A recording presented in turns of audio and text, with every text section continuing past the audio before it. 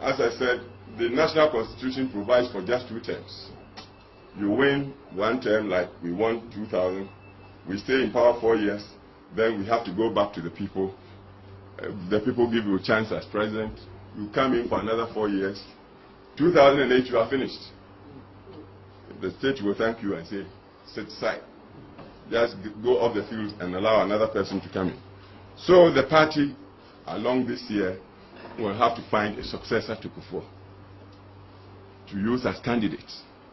But I'm telling you already, because of the good work and goodwill we have built, we have already about 50% of the vote we need to go back to power. You put it aside. That's all. We are going to challenge our opponents for the next 50. But what we have to be careful about is that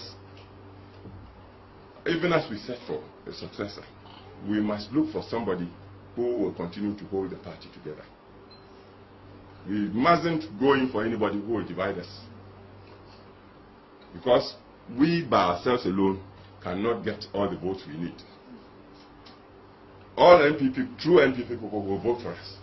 But then, I don't think we'll make the 50% plus 1 vote to win at one touch. This is why we need to stay together so that it will be attractive to draw other people to join us to go beyond the absolute majority. So anybody who is always full of tension and fighting and that sort of thing, we have to be careful about.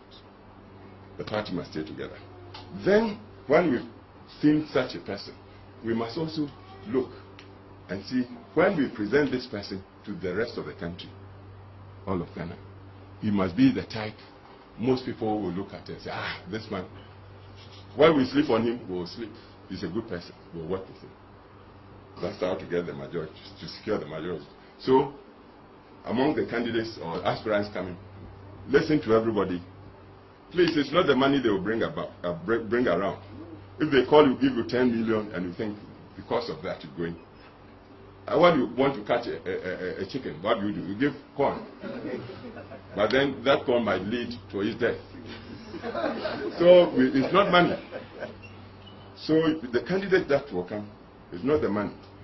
Listen, ask questions, see how the mind works, look at its nature, and see whether the party will lead us all together like one family, and then after the party, the nation, the majority of the nation will accept this person for leader.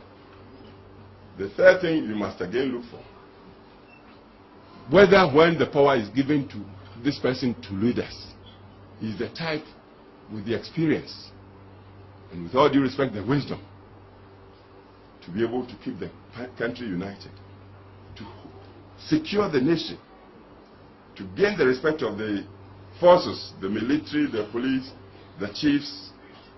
Look out for that, because we know the history. Some people have been given power only to lose it just like that. We don't want that. With us, when the power comes to us, we must hold it and continue till the last day, and then ask the people to continue to vote for us, to stay in power. So when you are given, check this person that is asking. He may be a nice man, we may like him, even perhaps most of the people may like him, but is he the type that can hold the power when it comes to us? That is another question. It's a difficult test, but then governing is difficult. But fortunately for us, now our party has the tradition. We know opposition and we know government. We are mature. Men and women, they are, I believe, wise. And Ghanaians trust us. So we must go the hard way, get a good candidate. I'm having to say this because I too I have interest in who will succeed me. I want a man who will take the power so I can go into retirement, resting, and in dignity. I can sleep and enjoy. So when I talk like this, some people say, you want to impose. So no, it's not that.